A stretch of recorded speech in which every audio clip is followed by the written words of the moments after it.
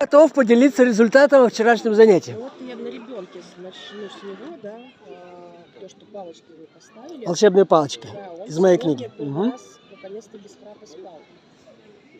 Класс. Но ему нужно что-то еще. Что-то еще?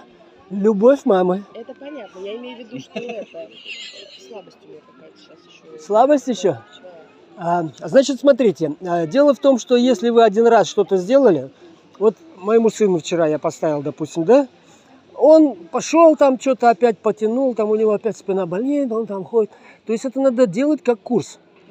То есть один день, второй день, третий, ну минимум 7-10 дней, 12, 14, может быть 16, кому-то даже 32, для того, чтобы какую-то проблему решить. Это же, она же у нас, вы помните, да, мы объясняли, что есть голова, оп, хватит.